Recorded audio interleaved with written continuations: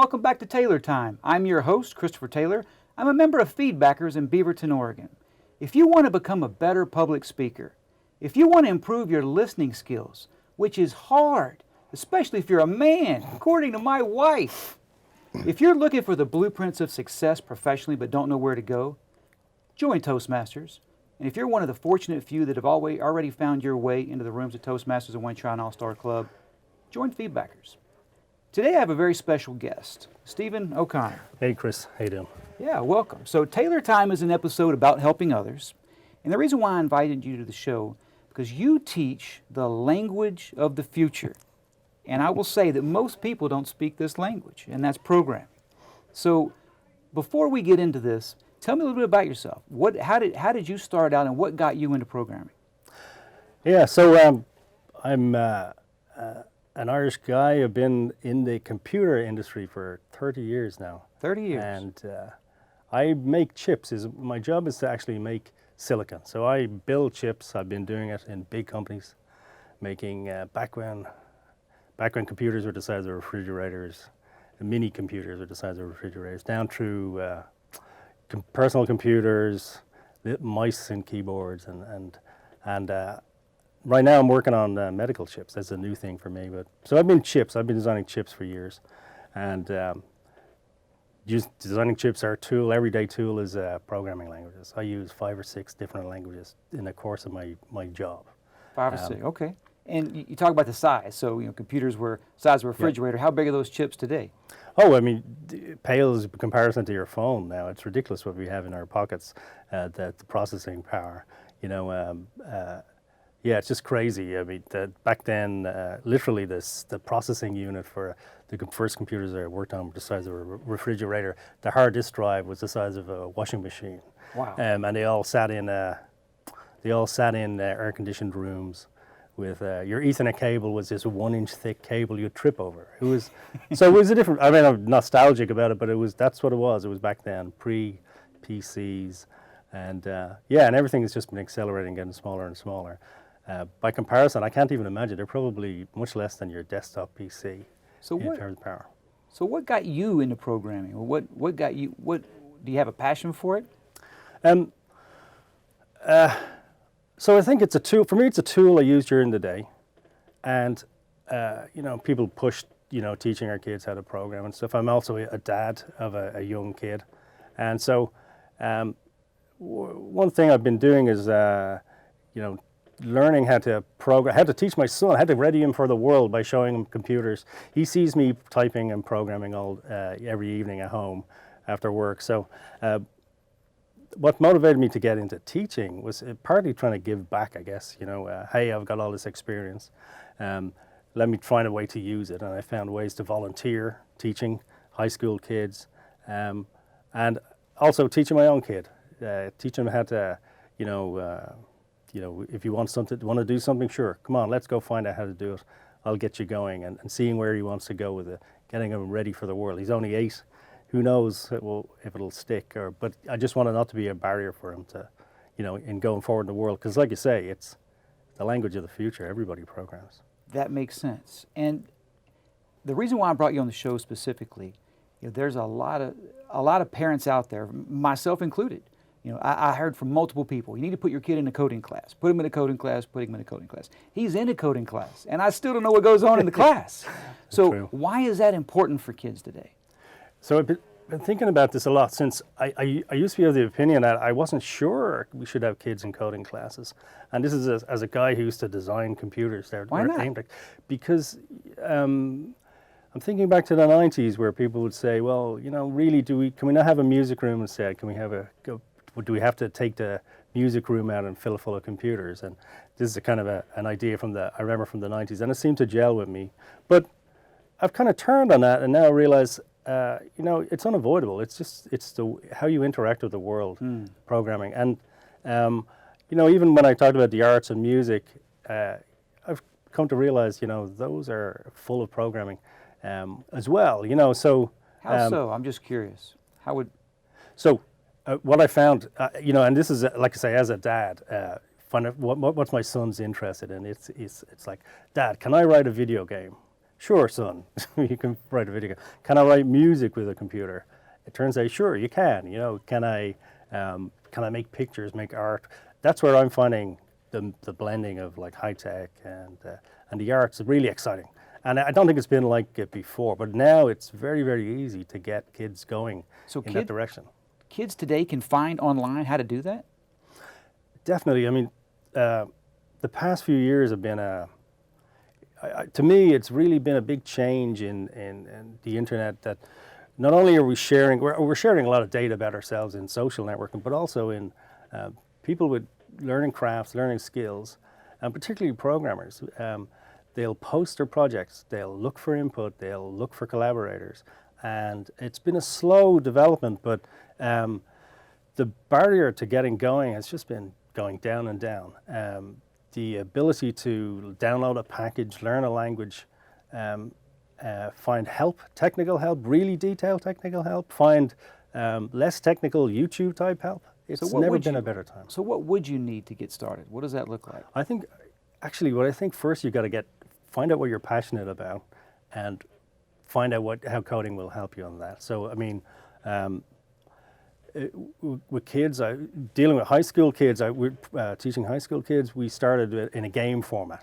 Okay. So makes sense, right? Kids like games. And then it's a very straightforward concept. You get a lot of concepts very quickly. Make this guy move in a circle, and you can start talking about Pythagoras. You can start talking about how you lay out a screen, and languages like Scratch, and which give you a very graphical way of building a program, are available, and they're available free. You can download them. The barrier is really not too high. If you're a parent looking to are most of those free? They are. They really are free these days. How are they free?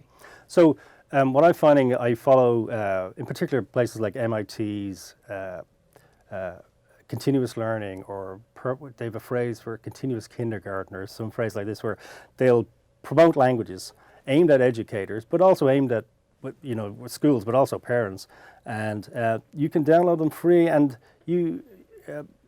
they've made variants where you don't really even need to install them on your computer. You can run it up on the web, and it's a full programming environment. Really? And you can build games, and they're not even shabby in terms of if you're going to put your computer science hat on. They really get into object-oriented, all the complex stuff that do, but you can quickly make something fun. So if games is your passion, that's a good place to start. Is that how you started? How did you begin? To be honest, in my open source, I mean, like I say, I used computers all day for tools. I think the first program I wrote that was really just for fun, seriously, was for my son. It was like trying to write a simple game for him so he could move the mouse and bounce a ball around the screen. Okay. And like Pong when we were kids. Even simpler. Okay. And then all right. I found, it was a revelation, I found I could download software. I could download software to make audio, to record the sound effects for when the ball bounced. So did y'all, what kind of noises did y'all use? I recorded him going, ouch, and that the ball would wince when it bounced off the left, and then I recorded ouch when it bounced off the top. And I think that, honestly, I was doing that at home in the evenings, doing an online course, and I found I could use it in work. It was amazing, actually, and I just shocked at just how much is free. Also, these massively online courses, the sense of community is I didn't expect it. People would be everybody shared their work. People would be really positive, helping you and complimenting you on your work is great, fantastic. And so, I know a little bit about open source, but explain to me what open source is to the viewers out here, and how it's made coders and folks that are getting into technology accessible, easy, and how they share data. Like the difference between how they kind of stored their data or hid their data in the past compared to sharing it freely with the it definitely has masses. changed in the past few years. In that, so open source, the idea is that you would, if you write a program, you could share it with people free with that, and so long as any modifications would be passed on. There's various different levels of open source. But the idea is, I've written this program, I want to share it, I'll make it open source and available to anybody. And what's also happened is that's been around a long time. A lot of the you know, it started in academia in particular. You had operating systems and fairly, you know, obviously, you know, computer science type guys using tools and building tools themselves. But gradually, it's come outside. You know, we have languages developed with a view to teaching people how to program, all free. All free. And you can download them, run them on your machines. You can also, there are people offering courses for free. It's not just the open source software, it's also now we have the online video sharing site, so people will walk you through developing something. You can download a language and compiler. Thank God for YouTube, right? It is an amazing You can learn resource. just about anything on YouTube. It is. When I talk to my, obviously I not just deal with my son, but also I talk to the engineers I work with. Oftentimes I'll find myself, well, have you tried looking for this on YouTube? Right. And even in post-grad, guys are shocked to find out just what is up there. And this culture, which is a beautiful thing of, I've written stuff, I want to share it.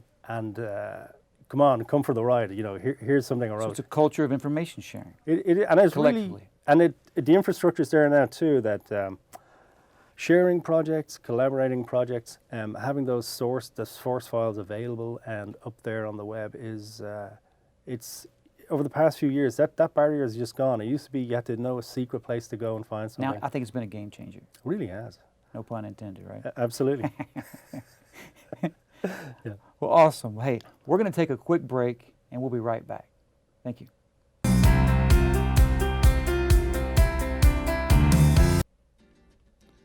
Why should you join Toastmasters?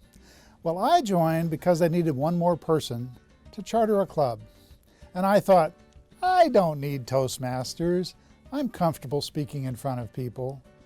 Boy, was I wrong. I not only learned how to speak more confidently and capably in front of larger groups of people, my wife loves the fact that I learned how to listen better. So you not only learn speaking skills, you learn listening skills and leadership skills. You build great friendships, you hear great stories, and you get over, mostly, your fear of public speaking. Why join Toastmasters? It'll make you a better person. It certainly did that for me. Hi, I'm Phyllis Harmon. I'm a member of TV Toastmasters. In this club, we have an opportunity to practice speaking before the camera as well as running the equipment room. If you're interested in being interviewed on TV Toastmasters or becoming a member, please go to Toastmasters.org and look for us, or simply search for TV Toastmasters on the web. Hello, everyone, and welcome back to Taylor Time. I'm your host, Kristopher Taylor, and I have with me Stephen O'Connor. Thank you, sir. Good. So, one of the questions that I have, there's a lot of people out there, like myself, that don't know a lot about coding, but how do I get my kids involved? What would you do? Well, Krista, I mean, I can share my experience, both as a techie dad who wanted to sort of give back, and then, you know, and then dad with my son. Perfect. With the schools, I found that, you know, here in the Northwest, Microsoft runs Microsoft Philanthropic does courses to help get STEM teaching into the schools. Really? And there's a program called TEALS, T-E-A-L-S, and you know, so two aspects. If you were a techie volunteer, you go to TEALS. And this is what I did, you know. But as a parent, talk to TEALS too. Talk about getting them into your school if they aren't there already. How did you do that? So, I mean, I fell into it. I found myself looking for a volunteering opportunity. I saw a newsletter from my school looking for volunteers. I initially thought I'd be in a local classroom, but I ended up working with a school an hour or so away from me, drives away. It was fine. I work from home, so I would just spend an hour a day checking into a classroom and working with high schoolers. That's learning. A lot of time, an hour a day. That's a big commitment. So it was an hour a day. It is a serious commitment. So as a volunteer, it was a challenge. It was before work. It kind of worked for me, and it was a 1 week on, 1 week off. Certainly it's a commitment, you know. But like I say, there's two ways to go to. One is as a parent saying, well, talk to your school administrator saying, well, have we looked into getting TEALS in our school? Why not? So that's the Platinum program. Well, it's the only one I'm familiar with. Okay. It's a pretty awesome program, and it works at 2 levels. It's an introduction to programming, to less about getting a grade, more about getting the students to build games, write programs, and I think maybe they're learning hey, I like this, this suits me, or maybe they're learning, hey, this is not fun. Maybe either way, they're getting a chance to see programming, go behind the curtain. And then there's another level which is more aimed at grades, which is more a serious, it's like a precursor to college level computer science, which is a different, I wasn't involved in that. I don't think that would suit me, actually. I think the exploratory piece of just trying to write a game using graphical programming, using Scratch and Snap, that suited me better. But it can work on a couple of different levels. So what was the average age of kids in the class? So or that class you the taught? school I worked was over a couple of grades. We were talking about 15, 16-year-olds. Okay. And it was hilarious to watch them put games together. And it was great to watch new programmers, because having dealt with older programmers, you see, oh yes, this guy is exactly like that other chap I work with. Just the way he thinks, the way he breaks down this problem. It was fascinating. Even though these were languages I'm not familiar with, I don't write video games, but it's very applicable. There's not that really. There's a lot of snobbery in programming about different languages, serious languages and not so serious languages. But at the center, there's a lot of it's problem solving. It's kind of like doing a little puzzle, solving a puzzle. And some people are motivated by getting the end product. Some people are motivated by doing it a cool way, and you can see that. It's fascinating. It was really fascinating. You see how people think differently by doing that. Certainly, and then it was very challenging to me as a programmer, because having sort of a rigid way of thinking, like I'm building a tool to help me with my work, and but when there's a creative piece to it, and someone's building a game, it is different, and you had to rein back your impulse to sort of get nostalgic about the old days, and listen, and it was, so I get basically what I'm saying is teaching is hard. It was kind of interesting to see it. I was just a helper, essentially. I'm a techie guy with a funny accent, I like that. who would jump in and help the students through the class. Yeah. That's perfect. I always say the highest title I'll ever hold is humble servant, and I mean that. I have a mentor a long time ago. He told me I can only keep what I have by giving it away. Mm-hmm. So good for you for giving back. And yep. That's important. And another question I'd like to ask. So for the kids out there that would like to learn how to code, or for adults for that matter, any viewers whatsoever, what are some of the professions out there? What are the top? Because I know it's a wide array, but what are the top handful of opportunities out there that they could shoot for if they learned how to program? Well, it's definitely has changed. Obviously, you can be a pure computer scientist developing software, but the reality is pretty much every professional job has an aspect of programming to it, whether it's chemistry, biology, physics. There's programming everywhere, even in the literary arts. Everything is programmed. So really, how so? I'm just curious. For example, here the Northwest is a bit hotbed for open source programming, and it's fascinating to watch the Python conferences which was held here and to see the list of subjects. And one that struck me was a literary project that someone had done, and it was a very obscure subject to me as an engineer. It was to romantic novels or Gothic novels, I'm sure, but they decided to discover the palette of colors used in Gothic novels. And the palette of colors. And so one presenter was the techie presenter, who probably like me, talking about the challenges of parsing novels and figuring out, well, is this word rose, R-O-S-E, is this a verb or is it a color? And being all nerdy about parsing that. And then if you more on the art side, that presenter talking about here's what we discovered. Here's where here's the palette of these particular novels, and because the web's so open now, they were able to go and research across hundreds of novels and present this data.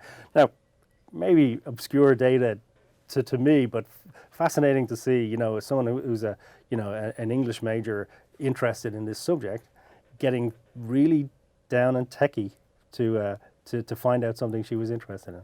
Very interesting. And something else I wanted to ask. So how many products contain code today? Would you think, how popular is it? Well, this is a thing. As a hardware engineer, I walk through the world and just see computers everywhere. I see, and I've worked on some of these. I mean, your computer mouse has a little micro in it, running tiny amounts of code through your keyboard, through your computer itself, and even in the computer right now, the graphics are separate from the processors. There's computing everywhere. I think we're going to see sensors everywhere now. That's right. And we're going to be wearing computers. It's not going to be, we already are, right? So Yes, we have we our are. Fitbits, and they're all talking to each other now. And then you have to remember there's code in every one of those. And everything I've said about software is also true for hardware now, that if you want to build stuff at home, it's actually out there. If you want to, you learn about robotics and so forth. Opportunities have never been. It's a golden age for learning about new things and trying them at home. So we're almost at the end of our segment here, and I wanted to, and you have a few minutes to elaborate. So if you could give a suggestion to the viewers out there that really want to, they like computers, they would like to make something move or put some Yep. code and just do exactly what you talked about with your son, where they had a goal, they wanted to play Pong and set something up. Yep.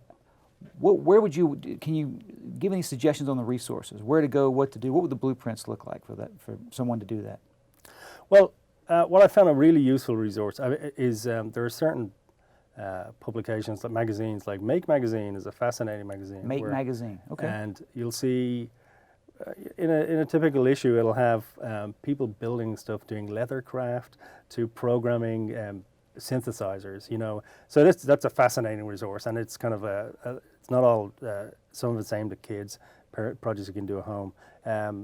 And Instructables.com is a similar kind of project-based site. So look at one of those project-based sites, find out what your passion is, and find out, you know, go copy somebody. Try and redo a project someone else has done. There's no shame in that, you know. Good to know. And go from there. Yeah, don't hold back. There are barriers. You have to do some work. You have to do some work, but it's not insurmountable, and you get out of it what you put into it, and you don't have to be teaching yourself to be a computer scientist. Like you say, if you get LEDs to turn on, off and on, or if you get pretty pictures on a screen, if that's what you're trying to do, that's you go for it. You know, you set it's what you get out of it that matters, really. Well said. I like that. Well, Stephen, thank you so much for coming out. Thanks, Chris. I really appreciate it. And for all the viewers out there, if you want to find some real joy in your life, try to help somebody else. Thank you for joining. Welcome to an opportunity to take the next step of your professional speaking journey. I want you to be honest with yourself. Have you ever wished you were a star in a television show? Or at an event where the media is interviewing bystanders and you are wanting to be picked to give your opinion of the event? Or even in the smallest sense, you're at a sports game and secretly hope that your smiling face would appear on that big jumbo screen TV.